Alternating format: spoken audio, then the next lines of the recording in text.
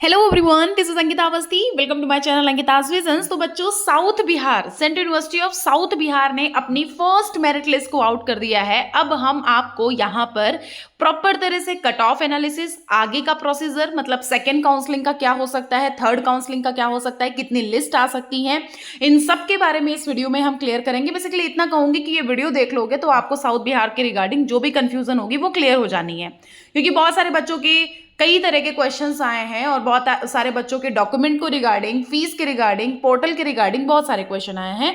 हर एक क्वेश्चन को लिख के बैठी हूँ, हर एक क्वेश्चन का आंसर यहाँ पर मैं दूंगी। तो जैसा कि आप सभी को मैंने ये बताया था कि जो central university of south Bihar है, ये एक कम मार्क्स की यूनिवर्सिटी है जो आपको कम मार्क्स में एडमिशन दे देती है। यहाँ पर अब आप एक बार देखना शुरू करो तो ये बता दिया गया है। एक बार सबसे पहले हम स्टार्ट करते हैं पढ़ना, ठीक है। जो भी नोटिफिकेशन आ रहे हैं उनको इग्नोर कर दीजिएगा। लिखा हुआ है कि announcement of first cut off for admission in post graduate programmes for academic year 2025 to 2026।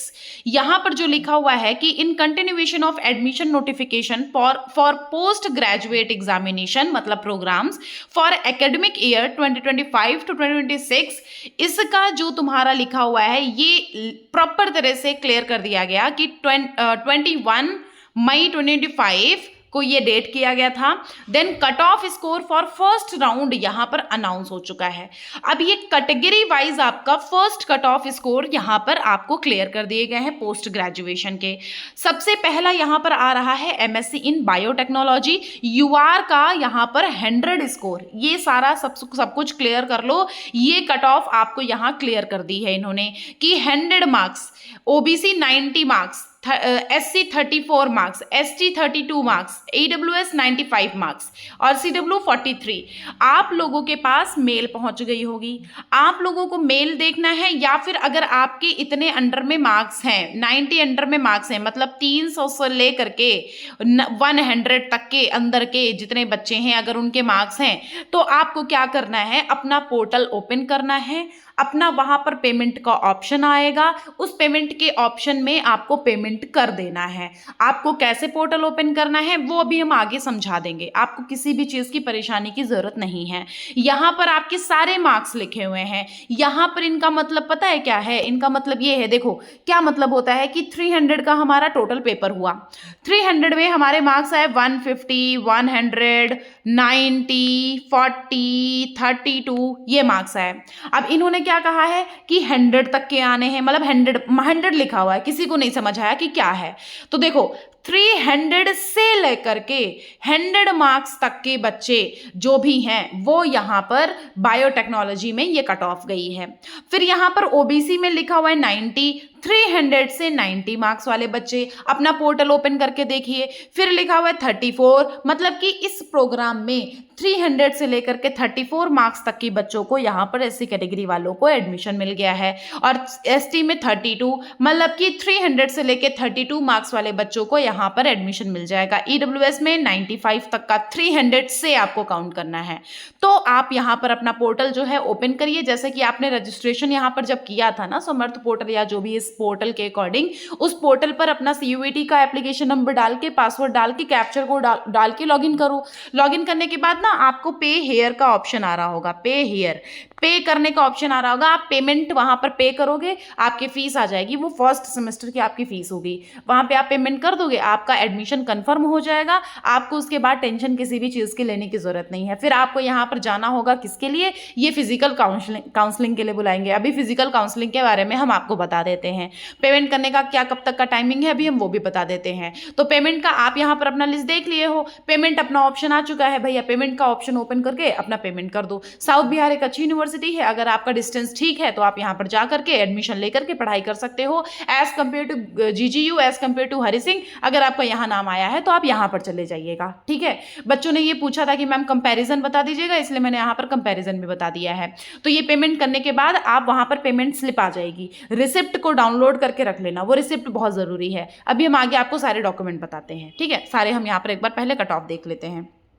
MSc in bioinformatics. MSc in bioinformatics में अगर हम देखेंगे तो ये चीज़ आप क्लियर कर लेना, ये कोड के साथ में जो क्लियर है, इसमें जो SCQP06 है उस कोड वाले बच्चों को 40 मार्क्स से ही एडमिशन, मतलब 40 तक का, 23 तक का, 32 तक का, 36 तक का, 53 तक का यहाँ एडमिशन मिला है। और अगर आपको ये बायोइन्फॉर्मेटिक्स मतलब कि ये जो लाइफ साइंसेस का जो कोड था उस कोड के अकॉर्डिंग अगर आपको एडमिशन दिया जाएगा तो 128, 50, 48 इसमें है ही नहीं, और यहाँ पे 61 इस मार्क्स तक के बच्चों को एडमिशन दिया जाएगा। इन्वायरमेंटल साइंस में देख लो इतनी इतनी कट ऑफ दी हुई है। अब इन्वायरमेंटल साइंस में अगर आप देखोगे तो एसटी के जितने भी बच्चे हैं वो सारे बच्चों को एडमिशन दे दिया जाएगा, मतलब उन सारे बच्चों को एडमिशन मिल गया है। आप अपना पेमेंट कर दो, वहां पर लॉग इन करो, पेमेंट कर दो। फिर यहाँ पे एमएससी लाइफ साइंसेस में देखो 70, 66, 30, 30, 60, पीडब्ल्यूडी के ऑल, सीडब्ल्यू के ऑल, सारे सब कुछ, मतलब जो कोटा वाले हैं उनको ऑल, और जो भी यहाँ पर ये बच्चे हैं 300 से लेकर के इतने मार्क्स तक के बच्चों को एडमिशन यहाँ पर मिल जाएगा। फिर यहाँ पर अगर देख लो कि जियोलॉजी में आप खुद देख सकते हो 130, 80, 70, 59, 90 इतने मार्क्स तक बच्चों को एडमिशन मिल गया है, और यहाँ पर इनके लिए सीट नहीं अवेलेबल है। जियोग्राफी के लिए अगर देखोगे तो 73, और सारे कैटेगरी जो यूआर है उनके 73 मार्क्स तक आ सकते हो, लेकिन और जितने भी कैटेगरी वाले बच्चे हैं उन सारे बच्चों को एडमिशन मिल जाएगा। मैथमेटिक्स में सारे बच्चों को एडमिशन मिल जाएगा। स्टैटिस्टिक्स में देख लो कितने कम मार्क्स पर बच्चों को एडमिशन देने के लिए बोल दिया है।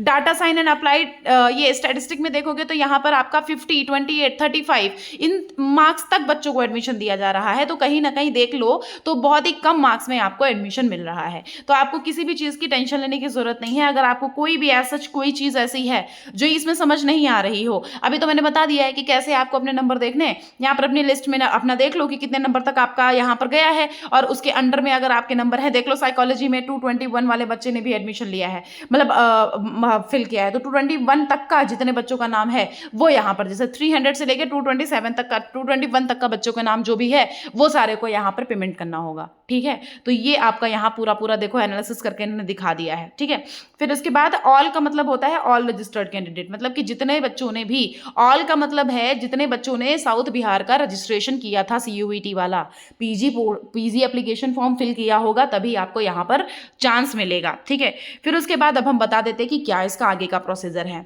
Candidate who have secured the cut off score as stipulated above the respective categories may apply for admission by depositing the program fee through payment link। आपको पेमेंट लिंक वही समर्थ पोर्टल पे आप लॉगिन करोगे, वहां पेमेंट का option आ जाएगा। आपको यहाँ पे डेडलाइन दी गई है 15 जून तक का यहाँ पर अपनी फीस को सबमिट करना है। 15 जून, 15 जून तक का यहाँ पर, मतलब कि आज हो गई है 13, कल है 14, परसों है 15, मतलब यू हैव ओनली 3 डेज, आपके पास 3 डेज हैं, आज कल परसों का, तीनों डेज पे आपको देख लेना है, और तीनों दिन के अकॉर्डिंग यहाँ पर आपको फीस सबमिट कर देनी है। आपको अगर GGU हरि सिंह में मिला है, आपको वहां ना करके आप साउथ बिहार में कर दो, साउथ बिहार एक अच्छी यूनिवर्सिटी है। Candidate must possess the minimum eligibility criteria as per the NCT, मतलब आप एक बार देख लेना, इनका जो प्रोस्पेक्टस है उसको देख लेना, उस प्रोस्पेक्टस को पढ़ लेना, एलिजिबिलिटी क्राइटेरिया पढ़ लेना, उसके अकॉर्डिंग आप यहाँ पर क्लियर कर लेना। फिर लिखा हुआ है admission into the political science programme is subject to be outcome of CWP number, मतलब आप इस ये जो नंबर है of 205 pending before the honour, देखो यहाँ पर जो पॉलिटिकल साइंस है वो शायद यहाँ पर थोड़ा सा अभी पेंडिंग है या जो भी है, अभी इसके बारे में मुझे क्लियर करके बताना पड़ेगा क्योंकि ये क्लियर नहीं हो पाया था। तो ये बच्चे, जितने भी बच्चों का यहाँ पर आया हुआ है, सारे बच्चे रेडी हो जाओ और सारे बच्चे पेमेंट करने के लिए ऑप्शन के लिए आगे प्रोसीड कर जाओ, कोई टेंशन की बात नहीं है। ठीक है, अब हम आगे का प्रोसीजर थोड़ा सा बता देते हैं कि आपको करना क्या है। ठीक है, यहाँ पे देख लो, ये अब यहाँ पे अगर आपको कुछ समझ नहीं आता, अभी ये सारा चीज आपके लिए काम का नहीं है, इसलिए क्योंकि अब ये आपकी मेरिट लिस्ट आ चुकी है। आपको नई नई जो भी नोटिस होंगी वो यहाँ पे आ जाएंगी। जब हॉस्टल का आएगा, हॉस्टल के लिए भी यहाँ पर एक नोटिफिकेशन आ जाएगा, हम आपको बताएंगे हॉस्टल वगैरह से रिलेटेड सब कुछ। चैनल को सब्सक्राइब कर लेना। देखो यहाँ पर हर एक चीज मैं आपके लिए भी बता रही हूँ, तो यहाँ पर कोई भी ऐसा नहीं कि यहाँ पे मेरा फायदा है, जो भी फायदा है अभी यहाँ पर आपका फायदा है, क्योंकि एडमिशन अभी आपका होना है। यहाँ पर मैंने आपको सब कुछ बता दिया है कि किसके रिगार्डिंग क्या चीजें हैं। आपको हॉस्टल के रिगार्डिंग भी यहाँ पर आपका हॉस्टल फॉर्म निकलता है, उसके लिए भी यहाँ पर मैं आपको पूरा कट ऑफ, पूरा सारा सब कुछ हॉस्टल का एनालिसिस करके बताऊंगी। तो आपको बस चैनल फॉलो करके रखना है, जब भी कोई वीडियो अपलोड होता है तो आपको बताऊंगी। कोई एक यही यूनिवर्सिटी नहीं है, हर एक यूनिवर्सिटी का हॉस्टल प्रोसेस में बताती हूँ, हर एक यूनिवर्सिटी का पूरा क्राइटेरिया बताती हूँ। तो उसके लिए बिल्कुल परेशान होने की जरूरत नहीं है, चाहे वो जितनी छोटी यूनिवर्सिटी हो, चाहे जितनी बड़ी यूनिवर्सिटी हो, चाहे वो स्टेट हो, चाहे वो प्राइवेट हो, चाहे वो सेंट्रल हो, हर एक यूनिवर्सिटी के बारे में यहाँ पर मैं इन्फॉर्मेशन देती हूँ। बस आपको यहाँ पर अपडेटेड रहना है। अभी मैं स्टेट यूनिवर्सिटी का बताना शुरू कर दूंगी, क्योंकि सेंट्रल यूनिवर्सिटी ऑलमोस्ट जब खत्म होने वाली होती है, स्टेट यूनिवर्सिटी का प्रोसीजर चल रहा होता है, इसलिए मैं आपको बता रही हूँ कि बस आपको यहाँ पर बने रहना है और कुछ नहीं करना है। अब देख लो, अगर इसका अंडरटेकिंग का फॉर्मेट देना है बच्चों, यहाँ पर देख लो ये अंडरटेकिंग का फॉर्मेट अवेलेबल है। अब हम आपको कुछ कुछ चीजें क्लियर कर देते हैं। कुछ चीजें कुछ ऐसी हैं कि डॉक्यूमेंट सर्टिफिकेशन जो है, मतलब डॉक्यूमेंट्स कौन कौन से आपको क्लियर करने हैं, हर एक चीज कौन कौन सी क्लियर करके रखनी है, उसके बारे में हम आपको बता देते हैं। देखो, एक तो 10th की मार्कशीट, ये देख लो लिखा हुआ है 10th की marksheet plus provisional degree certificate, मतलब कि आपको 10th की मार्कशीट मिलती है, कि कहीं कहीं मार्कशीट मिलती है और कहीं कहीं सर्टिफिकेट भी मिलता है, कहीं कहीं सिर्फ मार्कशीट मिलती है और सर्टिफिकेट नहीं मिलता है। तो अगर आपके यहाँ सर्टिफिकेट मिलता है तो सर्टिफिकेट के साथ में 10th की मार्कशीट लगानी है, 10th और 12th की, और अगर सर्टिफिकेट नहीं मिलता है तो 10th और 12th की नॉर्मल मार्कशीट रेडी करके रखनी है, ठीक है। उसके बाद अंडर ग्रेजुएट मार्कशीट और पासिंग सर्टिफिकेट लगाना है, अंडर ग्रेजुएशन की मार्कशीट, और अगर आप अपियरिंग में हो तो अंडरटेकिंग का फॉर्मेट दे सकते हो, इनको कोई इशू की बात नहीं है। यहाँ पे जब तक कि आपके पास मार्कशीट अवेलेबल है वो मार्कशीट दे देनी है, और जब तक का अगर आपका 6 सेमेस्टर अपियरिंग है तो आपको उसका अंडरटेकिंग फॉर्मेट दे देना है। Valid certificate of date of birth, मतलब कि आप आधार कार्ड यहाँ पर दे सकते हो या फिर और कोई वैलिड ऐसा आईडी प्रूफ है वो दे सकते हो। लिखा हुआ है certificate of conduct from head of institution या कैरेक्टर सर्टिफिकेट, मतलब कि आपको यहाँ पर जिस कॉलेज से आप निकल के आए हो उस कॉलेज से कैरेक्टर सर्टिफिकेट लाना है, या फिर कॉलेज लिविंग सर्टिफिकेट मतलब माइग्रेशन सर्टिफिकेट ला करके देना है। To be submitted during offline document verification, ये सारा डॉक्यूमेंट वेरिफिकेशन कब होगा, जब आपका यहाँ पर फिजिकल मोड में जाओगे, आप पेमेंट कर दोगे। पेमेंट करने के बाद बच्चों आपको करना क्या होगा, पेमेंट करने के बाद आपको चुपचाप आगे प्रोसीड कर जाना है। कैसे प्रोसीड कर जाना है, पेमेंट जब आप कर देते हो तब आपको यहाँ फिजिकल काउंसलिंग के लिए बुलाया जाता है। फिजिकल काउंसलिंग के लिए जब बुलाया जाएगा तो आपको क्या करना होगा, नॉर्मली कुछ नहीं करना है, फिजिकल काउंसलिंग के लिए बुलाओ, फिजिकल काउंसलिंग करने के बाद आपको चुपचाप आना है। फिजिकल काउंसलिंग के टाइम पर जाना है डॉक्यूमेंट लेकर के जाओगे तो वहां पर आपका प्रोसीजर पूरा वो कंप्लीट करा देते हैं, ठीक है, ऐसा होता है। माइग्रेशन सर्टिफिकेट आप क्लियर कर लेना, ये कैरेक्टर सर्टिफिकेट लिविंग सर्टिफिकेट आपको प्रीवियस उससे मिलता है, माइग्रेशन भी प्रीवियस ही यूनिवर्सिटी से मिलता है। कास्ट सर्टिफिकेट भाई आप लोग बनवा लेना 1 अप्रैल 2025 के बाद का। पीडब्ल्यूडी सर्टिफिकेट अगर आप एप्लीकेबल हो तो बनवा लेना। अगर आप जेके से हो, मतलब जेके डोमिसाइल हो जम्मू कश्मीर से, तो आप जम्मू एंड कश्मीर का ये डोमिसाइल का एक बार वो सर्टिफिकेट ले लेना। ये डिफेंस कैटेगरी को हो तो आप वो कैटेगरी का सर्टिफिकेट डॉक्यूमेंट लेकर के रखना है। Medical fitness certificate from government hospital, आपको ये लगाना है मेडिकल सर्टिफिकेट। आप नॉर्मली किसी भी गवर्नमेंट हॉस्पिटल में जाओ, आप थोड़ा बहुत कहीं से नॉर्मली बता के भी बनवा सकते हो। अगर आप पूरी बस ये इसलिए लिया जाता है कि भाई बहुत ही ज़्यादा बीमार हो, पता चला, और यूनिवर्सिटी आए, हर दिन आप क्लास बंक कर रहे हो, हर दिन आपका ये इशू हो रहा है, तो ये सारी चीज़ें थोड़ा सा, मतलब आप बहुत सीरियस हो, आप तब भी जा रहे हो पढ़ने के लिए, इसलिए मेडिकल सर्टिफिकेट मांगा जाता है। फिर यहाँ पर जो कन्वर्जन फार्मूला है, certificate from CGPA to percentage और वाइस वर्सा इफ एप्लीकेबल, तो यहाँ पर आपको ये कन्वर्जन फार्मूला आपको यहाँ पर, मतलब कन्वर्जन फार्मूला मतलब क्या, जो ये CGPA टू परसेंटेज है वो आपको यहाँ पर डालना है। फिर लिखा हुआ है कि 6 पासपोर्ट साइज फोटो, आपको यहाँ पर ऑफलाइन काउंसलिंग में 6 पासपोर्ट साइज फोटो भी लेकर के जानी, बैंक की पासबुक या चेक जो भी आपका लेकर चले जाना, और इनकम सर्टिफिकेट, क्योंकि बैंक का लगता ही है, इनकम सर्टिफिकेट आपका लेकर के जाना है, मतलब EWS और OBC NCL अगर आप हो तो आपको इनकम सर्टिफिकेट यहाँ पर देना ही देना है। Gap affidavit certificate if applicable, आपको गैप सर्टिफिकेट देना पड़ता है अगर आप यहाँ पर 1 साल या 2 साल का आपका गैप हुआ है, अगर आपने ग्रेजुएशन किया। देखो 12th के बाद आपका कोई गैप नहीं मांगता है, आप ग्रेजुएशन करके आ रहे हो, और ग्रेजुएशन के बाद कितने साल का गैप सर्टिफिकेट है आपके पास गैप है, वो आपको यहाँ पर गैप मेंटेन करके पूरा काम करना है, वो गैप ईयर का एफिडेविट बनवा के रखना है, ठीक है। यहाँ पर आप देख लेना, एक बार चेक कर लेना। तो ये आपका डॉक्यूमेंट देखो लिख के आ गया है, पूरा डॉक्यूमेंट दे दिया गया है। अब एक बार हम अंडरटेकिंग भी समझा देते हैं, क्योंकि अंडरटेकिंग के बारे में भी बच्चे समझ नहीं पा रहे हैं। देखो ये अंडरटेकिंग का फॉर्मेट है पूरी तरह से, यहाँ पे अपना नाम डालना, अपना यहाँ पर जो भी पापा वगैरह का नाम है वो डाल देना। यहाँ पर क्या करना है, आपको एक चीज लिखी हुई है कि आपको 31 10 2025 मतलब 31 अक्टूबर तक का अपना डॉक्यूमेंट सारा जो भी अंडरटेकिंग फॉर्मेट में लिख रहे हो कि हाँ ये सर्टिफिकेट हम आपको दे देंगे बाद में, मतलब अभी हमारे पास नहीं है तो ये सर्टिफिकेट हम आपको बाद में दे देंगे। तो बच्चों उसके लिए अंडरटेकिंग फॉर्मेट देते हो तो आपको वहां पर एक डेट मिलती है कि आपको इस डेट तक अपने वो सारे डॉक्यूमेंट ला करके दे देने हैं। तो इस डेट तक मतलब 31 अक्टूबर तक की वो सारे डॉक्यूमेंट ला करके इनको दे जरूर से देना। अब यहाँ पर जैसे माइग्रेशन नहीं है लिख दो, लास्ट ईयर की मार्कशीट नहीं है लिख दो, इनकम नहीं है लिख दो, एफिडेविट नहीं है लिख दो, मतलब अगर ऐसे कोई नॉर्मली ऐसे सर्टिफिकेट है वो लिख सकते हो जो आपके मतलब सर्टिफिकेट का थोड़ा बहुत काम चल जाता है। फिर उसके बाद यहाँ पर अपना नाम, CUET का रजिस्ट्रेशन नंबर, डेट और अपने सिग्नेचर करके यहाँ पर अप्लाई कर दीजिएगा, फिल कर दीजिएगा, बस बात खत्म हो जाती है। और माना कि किसी यूनिवर्सिटी का अगर आपके पास अंडरटेकिंग का फॉर्मेट अवेलेबल नहीं है, बस इसी तरह से अंडरटेकिंग का फॉर्मेट आपके पास होना चाहिए, कोई ना कोई, आपका बस यूनिवर्सिटी का नाम ना लिखा हो, वो आप वहां पर अपलोड कर दो, बस बात खत्म। अगर उस यूनिवर्सिटी ने नहीं दिया है तब की बात कर रही हूँ, ठीक है। अब एक बार हम एनेक्सचर 1 में देख लेते हैं कि इन्होंने क्या बताया एनेक्सचर 1 में।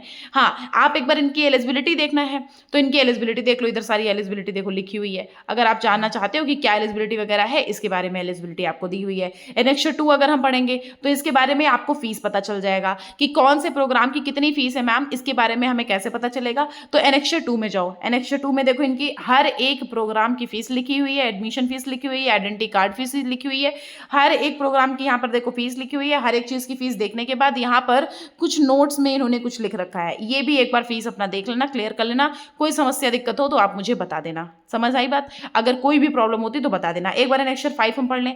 एनेक्सचर 5 में इसमें यह क्या है, सारा पेपर कोड दिया हुआ है, ये चीज कोई आपका तो हो ही गया, ऐसा कोई इशू नहीं है।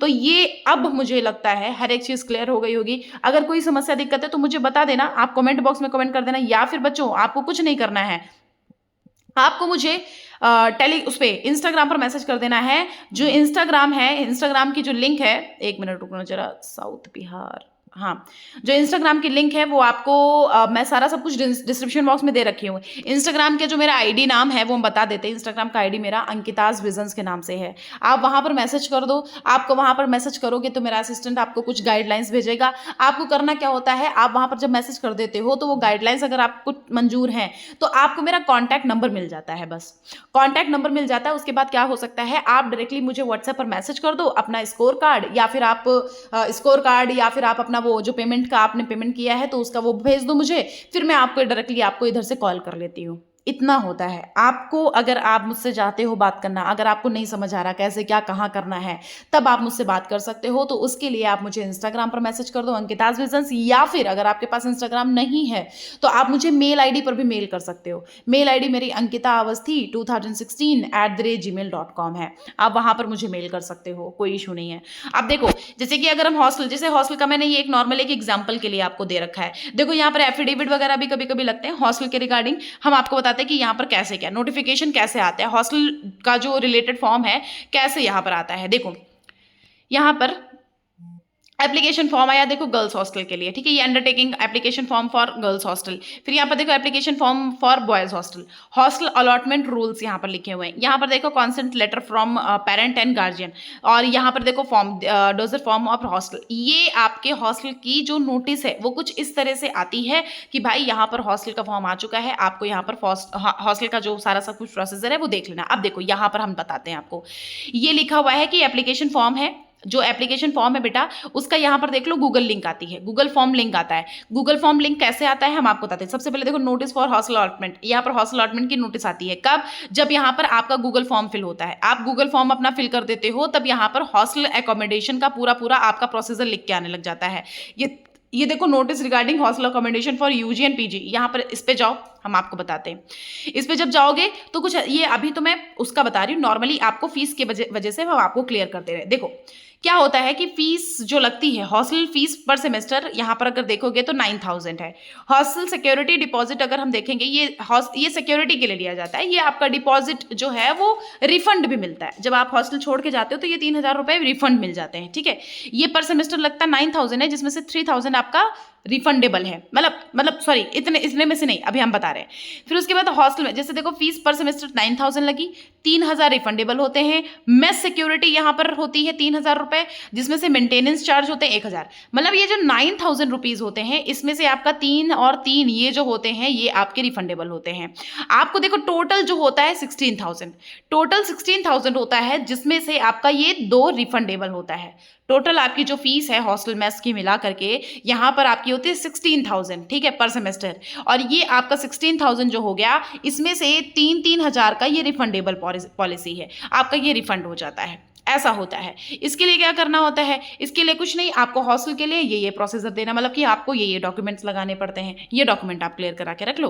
हॉस्टल का जब भी फॉर्म आता है हम आपको बता देंगे, हॉस्टल के वो लिंक भेज देंगे, आप उसको देख लेना, मैं आपको हर एक चीज़ क्लियर कर दूंगी। इसी तरह से मैं हर एक यूनिवर्सिटी का हॉस्टल का भी क्राइटेरिया बताती हूँ, तो आप टेंशन मत लेना। टेलीग्राम चैनल ज्वाइन कर लो, इंस्टाग्राम पर मैसेज कर दो, मेल कर दो, बहुत सारे ऑप्शन हैं। Thank you so much.